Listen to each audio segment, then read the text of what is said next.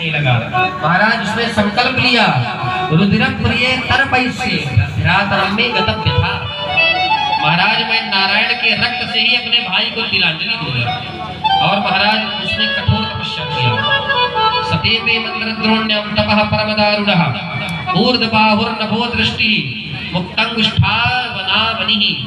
महाराज मंदराचल पर्वत पर गया, वह गजब तपस्या किया महाराज कि अपनी दोनों भुजाओं को ऊपर उठा करके, अपने नेत्रों को आकाश की तरफ करके और पैर के अंगूठे के बल महाराज खड़ा होकर के 10,000 वर्षों तक तपस्या किया।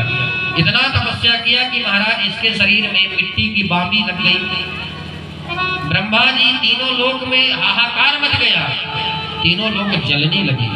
महाराज ब्रह्मा जी आए, ब्रह्मा जी को दिख ही नहीं रहा था भाई कहाँ है, तपस्या कर रहा है। नददर्श प्रतच्छिन्नम वल्मीकड़ कीचकई। ब्रह्मा जी ने कहा भाई बाहर आओ, तुम तो दिख ही नहीं रहे। तब ये बामी फोड़ करके बाहर आया। ब्रह्मा जी ने कहा परम गुरु याद, क्योंकि तुमने बड़ी कठोर तपस्या किया है, बोलो क्या चाहिए। अब तो इसने महाराज वरदान की झड़ी लगा दी। बोले महाराज न ऊपर मरूं, न नीचे मरूं, न दिन में मरूं, न रात में मरूं, न अस्त्र से मरूं, न शस्त्र से मरूं, न मनुष्य से मरूं, न देवता से मरूं, 12 महीनों में न मरूं। महाराज मुझे अमर कर दीजिए। ब्रह्मा जी ने कहा अमर तो हम भी नहीं है भाई, लेकिन हाँ ये वरदान तुम्हें अवश्य देते हैं। वाह भाई, तुम्हारे जैसा मांगने वाला पहली बार मिला। आपको महाराज जैसे ही ये वरदान पाया, बर पा गया, जीप आ गया, ब्रह्मा भी चक्कर खा गया।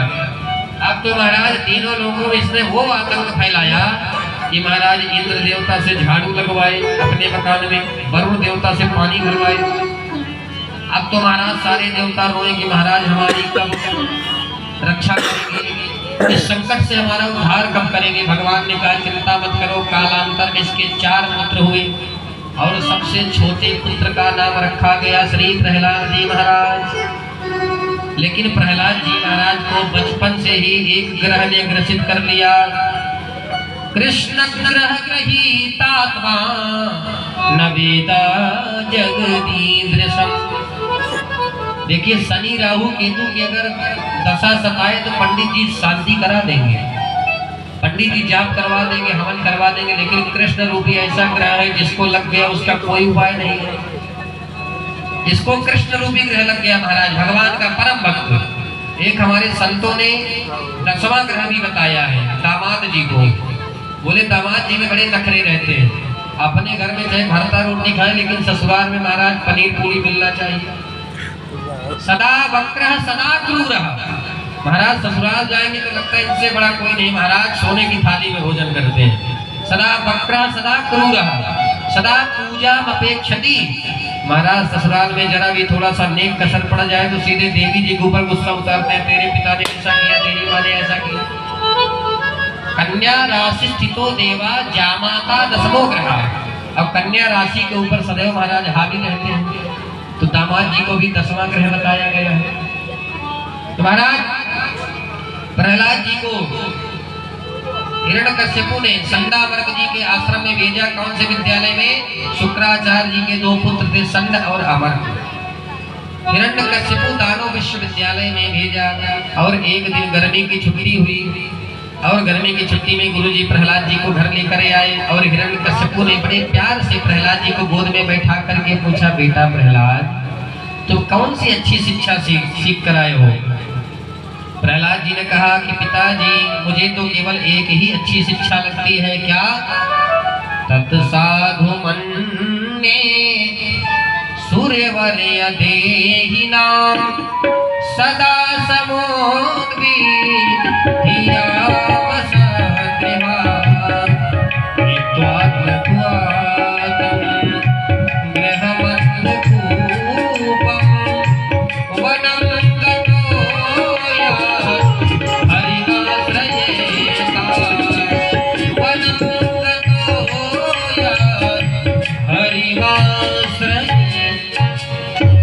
पिताजी इस संसार के अंधकुआं से निकल करके नितांत एकांत में शांत बैठ करके माधव के मंगल नाम का स्मरण करो। यही इस संसार का सार है, यही इस जीवन का सार है।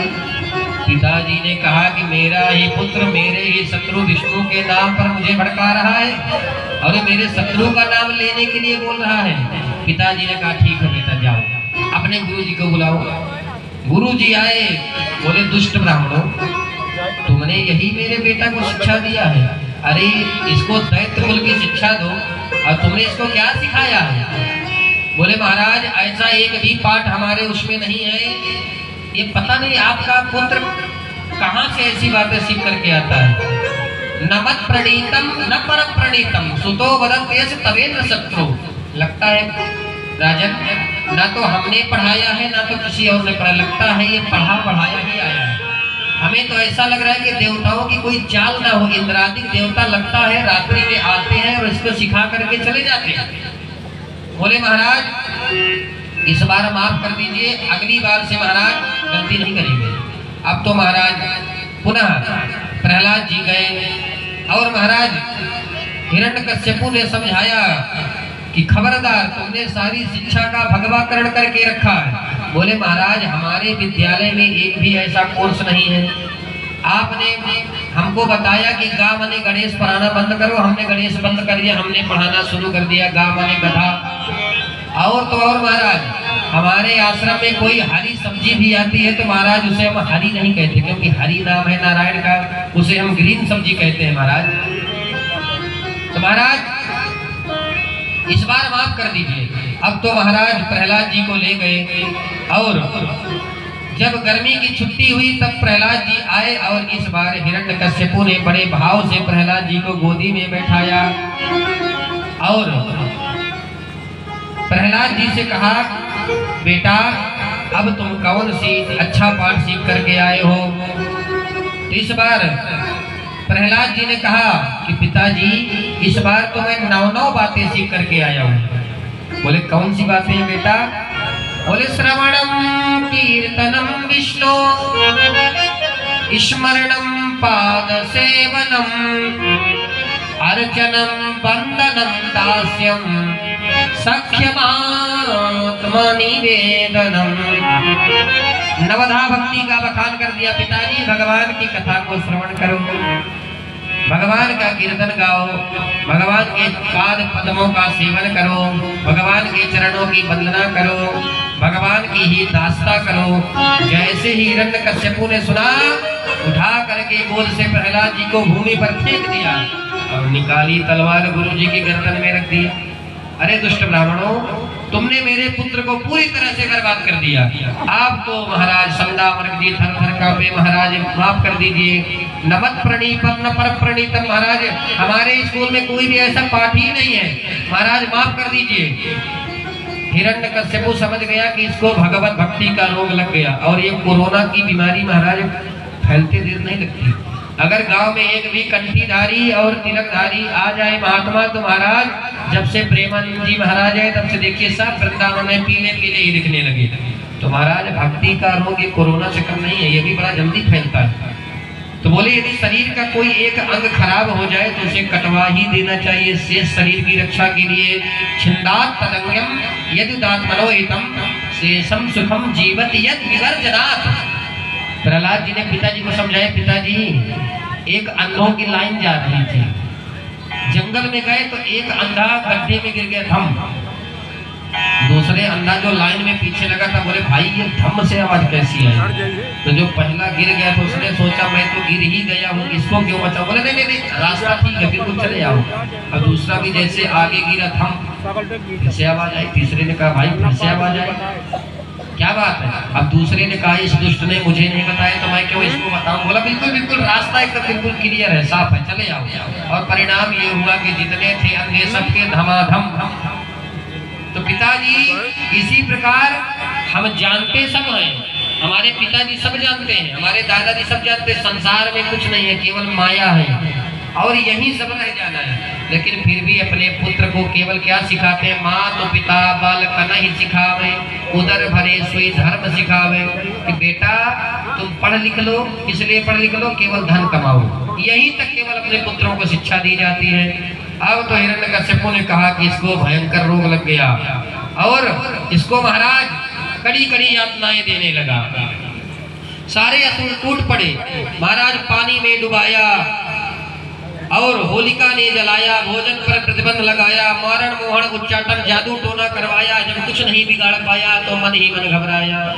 तब संदामर्क जी ने समझाया, महाराज अभी बालक है, धीरे धीरे सुधर जाएगा। क्यों? क्योंकि जिसका रक्षक है श्री राम उसे कोई मार नहीं सकता। प्रभु जगन्नाथ का दास जगत से हार नहीं सकता। क्यों? क्योंकि भगवान के सच्चे भक्तों को पग पग पे सहारा मिलता है। भगवान के सच्चे, जो भगवान के सच्चे भक्त होते हैं प्रभु उसे पग पग पर सहारा देते हैं।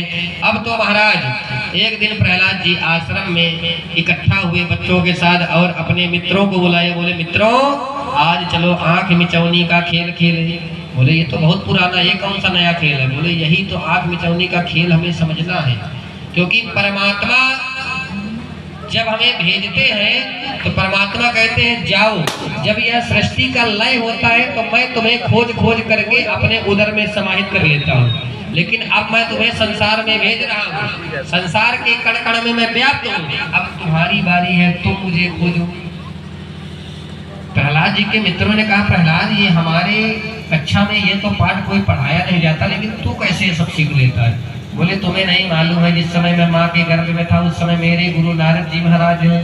बोले वही तो हम कह रहे हैं भाई कि तेरे में सब ज्ञान कैसे प्राप्त हो गया? भाई एक भी अक्षर हमारे विद्यालय में पढ़ाया नहीं गया, इसीलिए गुरु जी कहते हैं तू पढ़ा पढ़ाया आया है। अब तो परिणाम क्या हुआ? प्रहलाद जी ने मित्रों को समझाया, मित्रों मनुष्य को बाल अवस्था से ही चेतना कर लेनी चाहिए। कौमारम आचरेत प्राज्ञा धर्मम भागवता निहा दुर्लभम मानुषम जन्मा तदप्यधुमर्थदम। काम काज तो जीवन में लगे ही रहेंगे जब तक जिंदगी फुर्सत न होगी काम से। कुछ समय ऐसा निकालो प्रेम कर लो राम से। तो महाराज भगवान की भक्ति बाल अवस्था से ही प्रारंभ कर देना चाहिए। प्रहलाद जी अपने मित्रों को बड़ा भाव से समझाते हैं कि जीवन हमारा कितने वर्ष का है? सब। लेकिन 50 वर्ष तो प्रेमियों हमारे चले जाते हैं सोने में, बचा कितना? 50 वर्ष। 25 वर्ष हमारे बाल्य अवस्था में चले जाते हैं, बचा कितना? 25 वर्ष। 10 वर्ष महाराज कमाने खाने में चले जाते, बचे कितने? 15 वर्ष। और जो लास्ट के होते हैं 10-20 वर्ष जो बचते हैं उसमें महाराज घुटनों में दर्द, शरीर काम नहीं करता। तो महाराज भजन कब करेंगे?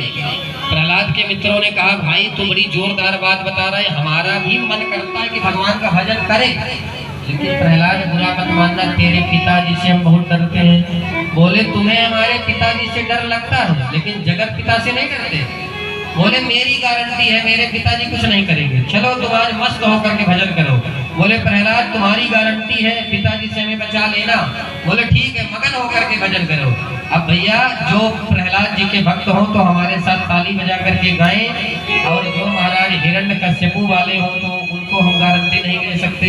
सभी लोग बड़े भाव से प्रहलाद जी गाते हैं, अरे मैंने बांध लिया, मैंने बांध लिया प्रेम वाला कंगना, मैंने बांध लिया प्रेम वाला कंगना, आओ आओ हरि आओ मोरे अंगना, आओ आओ हरि आओ,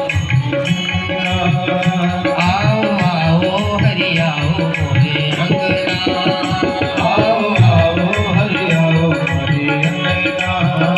मैंने बांध लिया, मैंने बांध लिया, मैंने बांध लिया प्रेम वाला कंगना, आओ आओ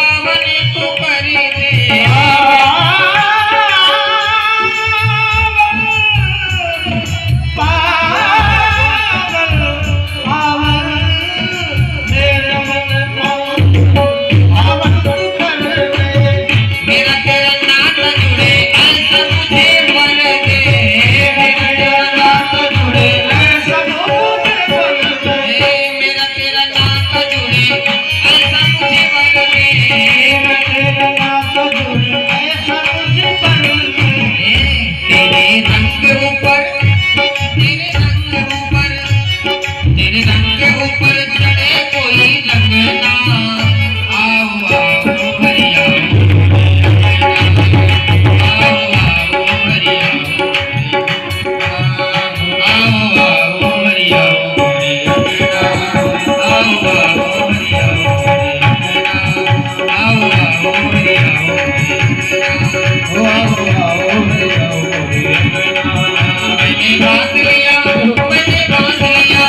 मैंने बांध लिया प्रेम वाला